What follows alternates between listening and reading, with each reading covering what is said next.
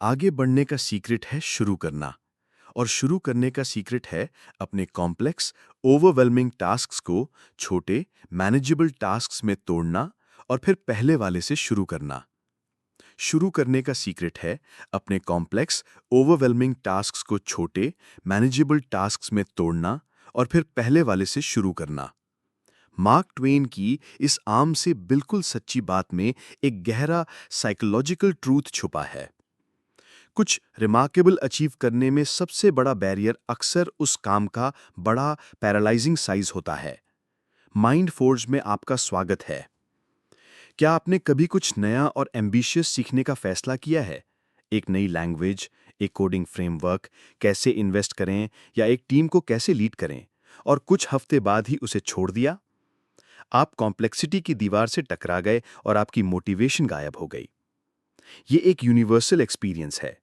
हम दूसरों में मास्टरी का फाइनल पॉलिश्ड प्रोडक्ट देखते हैं, लेकिन हम शायद ही उस मेसी, अनस्ट्रक्चर्ड प्रोसेस को देखते हैं जिसका इस्तेमाल उन्होंने वहां तक पहुंचने के लिए किया। प्रॉब्लम विल पावर की कमी नहीं है, प्रॉब्लम स्ट्रक्चर की कमी है। आप एक स्काई स्क्रेपर को उसके टॉप फ्लोर को हवा में उठाने की कोशिश करके नहीं बनाएंगे।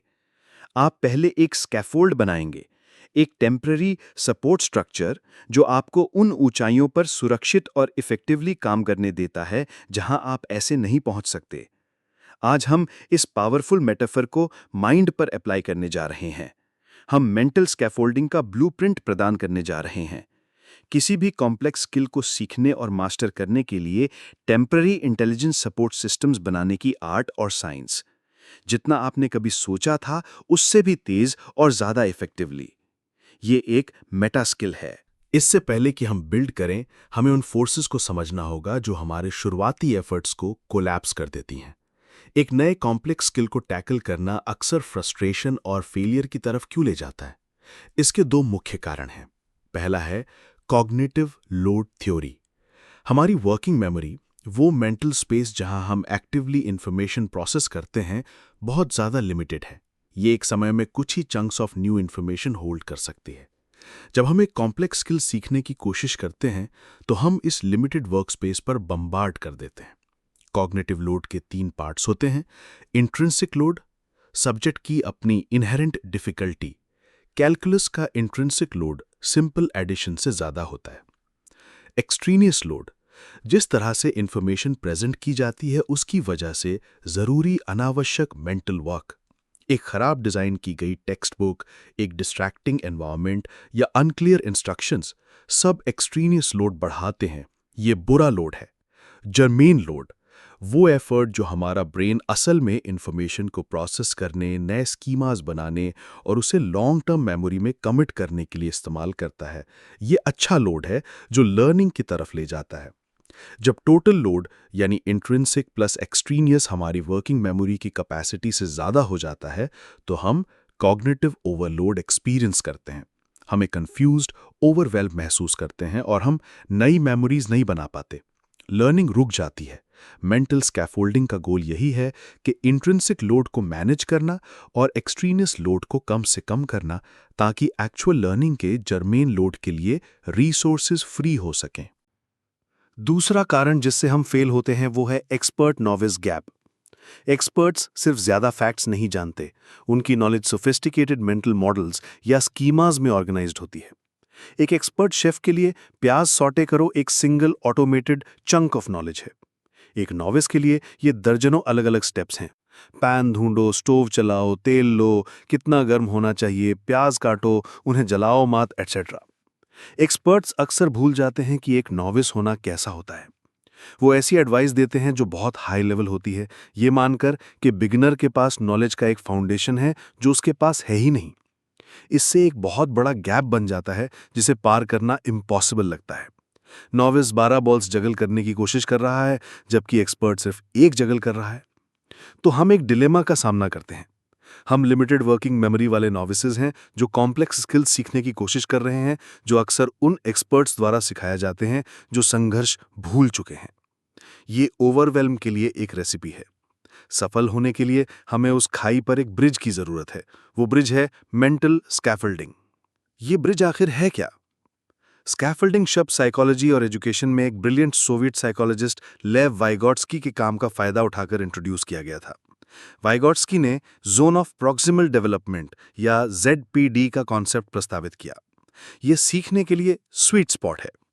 ये उस स्पेस के बीच में है जो एक लर्नर अकेले कर सकता है और जो वो किसी ज्यादा जानकार व्यक्ति, एक टीचर, एक साथी या एक टूल के गाइडेंस और सपोर्ट से कर सकता है।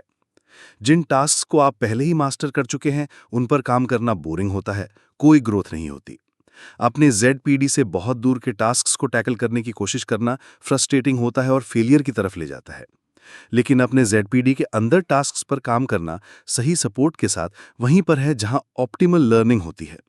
आप स्ट्रेच होते हैं लेकिन टूटते नहीं हैं। मेंटल स्कैफोल्डिंग उन टेम्पररी सपोर्ट्स, गाइडेंस, टूल्स और स्ट्रक्चर्स का कलेक्शन है जो आपको अपने ZPD के अंदर इफेक्टिवली फंक्शन करने देते हैं। ये वो मदद है जो चैलेंजिंग टास्क्स को अचीवेबल बनाती है। बिल्कुल फिजिकल स्काफोल्डिंग की तरह मेंटल स्काफोल्डिंग के भी मुख्य गुण होते हैं।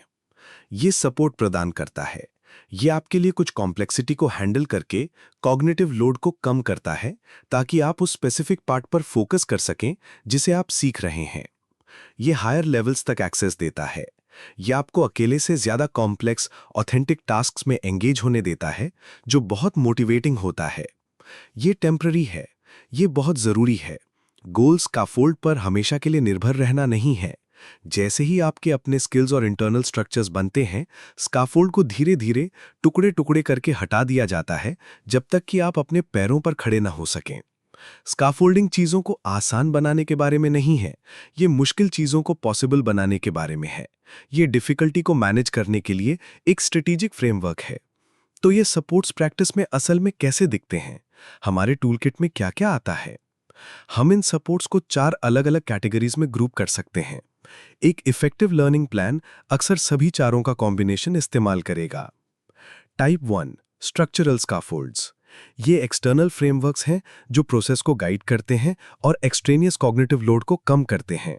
वो कैसे को मैनेज करते हैं ताकि आप क्या पर फोकस कर सकें। Checklists and to do lists. एक पायलट के लिए प्री फ्लाइट चेकलिस्ट सुनिश्चित करती है कि कोई भी क्रिटिकल स्टेप मिस ना हो। एक नोवाइस के लिए यह हर एक आइटम को याद रखने का मेंटल बोझ कम कर देता है। टेम्पलेट्स और फॉर्मूलाज।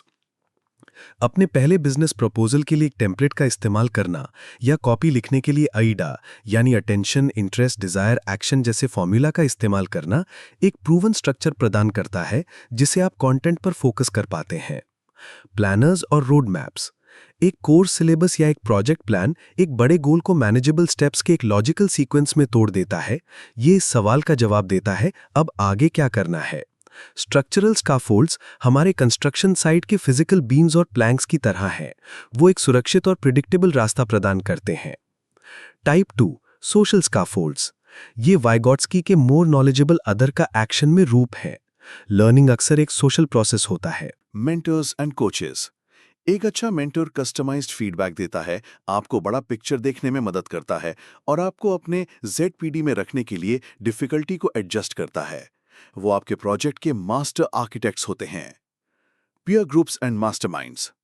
उन लोगों के साथ काम करना जो एक सिमिलर जर्नी पर हैं, एनकरेजमेंट, शेयर्ड नॉलेज और अकाउंटेबिलिटी प्रदान करता है।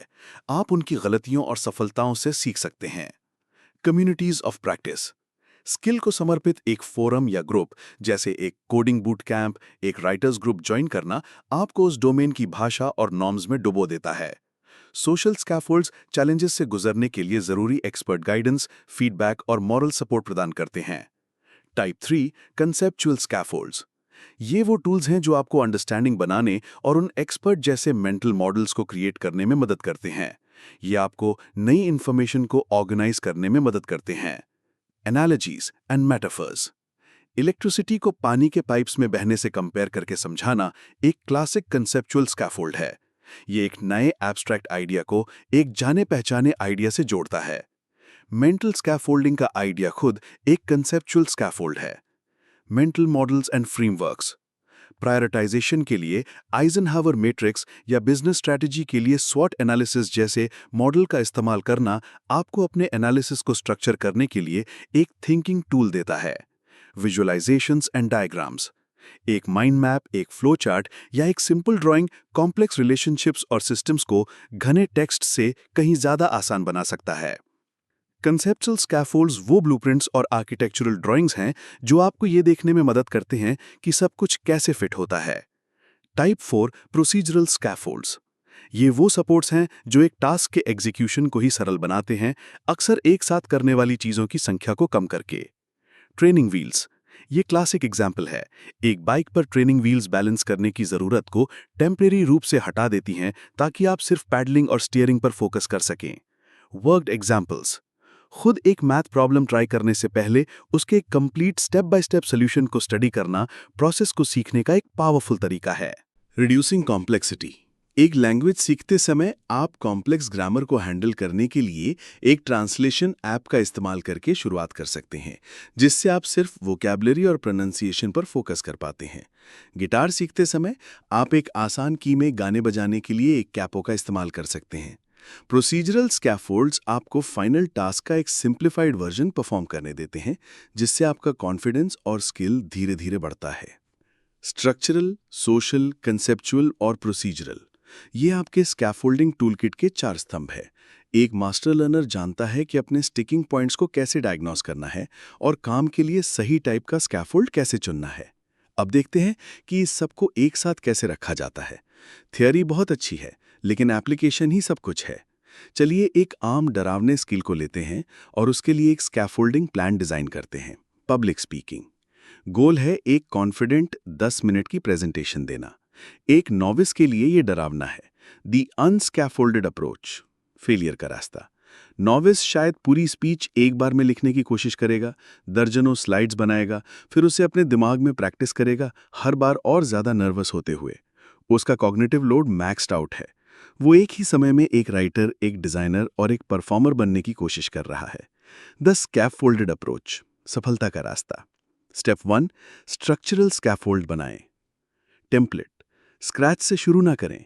एक प्रूवन प्रेजेंटेशन स्ट्रक्चर का इस्तेमाल करें, जैसे 1 the hook, 2 the problem, 3 the solution main idea, 4 key supporting points, 3, 5 the call to action conclusion. ये टेम्पलेट तुरंत टॉक को मैनेजेबल चंक्स में तोड़ देता है।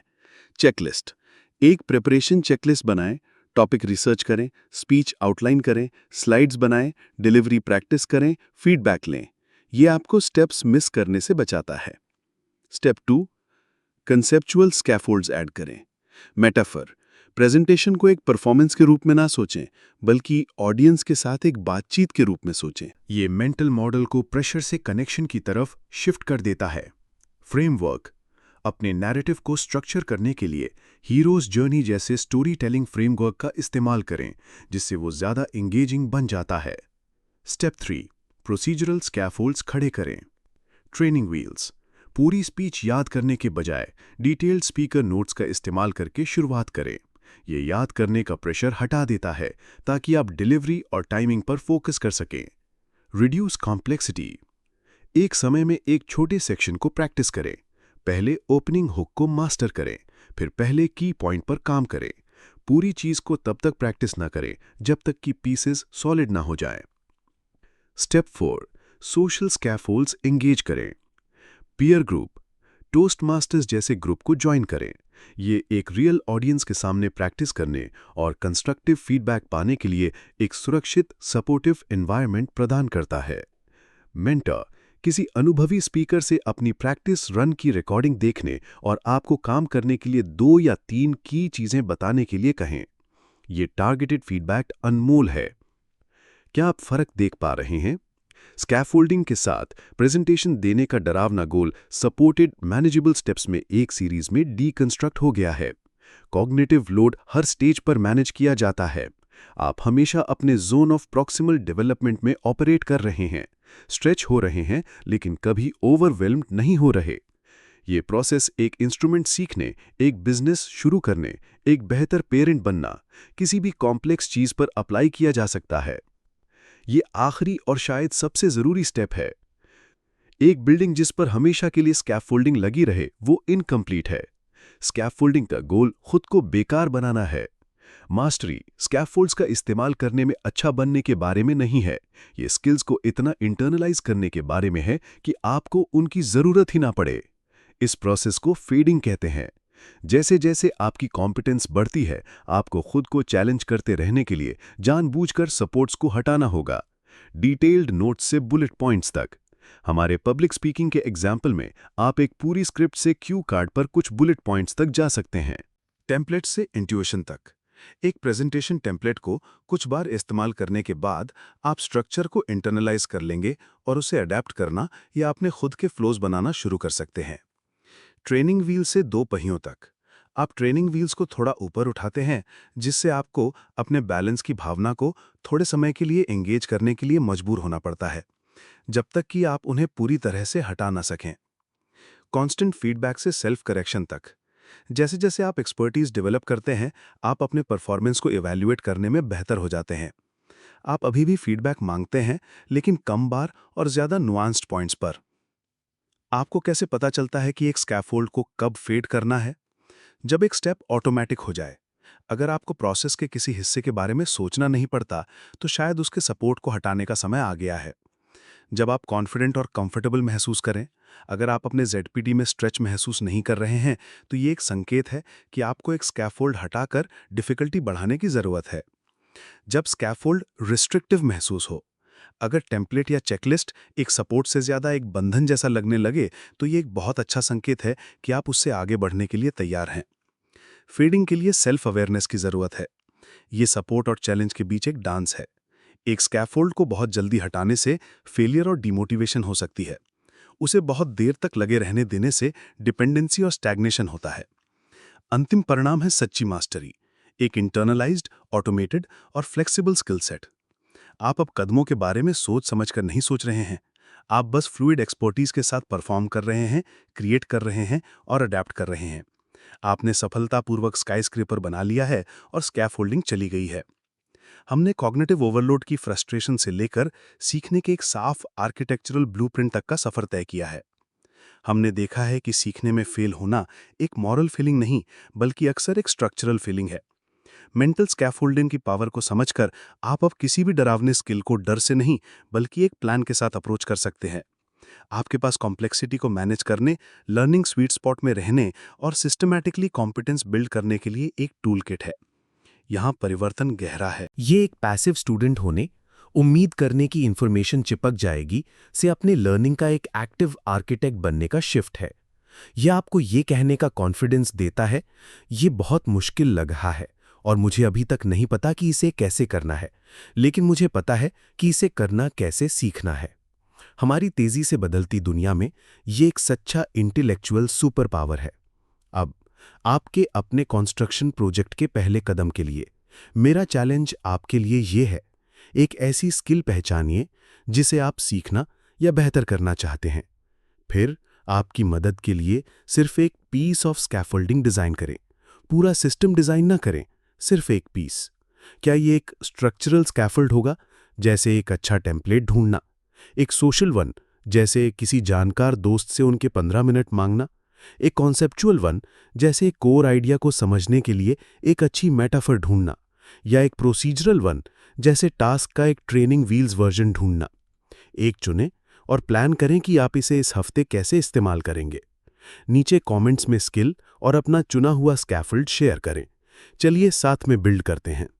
अगर ये ब्लूप्रिंट वैल्यूएबल था और आप एक मजबूत, ज़्यादा केपेबल माइंड को आर्किटेक्ट करने के लिए और टूल्स चाहते हैं, तो माइंड फॉर्ज को सब्सक्राइब करना और नोटिफिकेशन बेल हिट करना सुनिश्चित करें।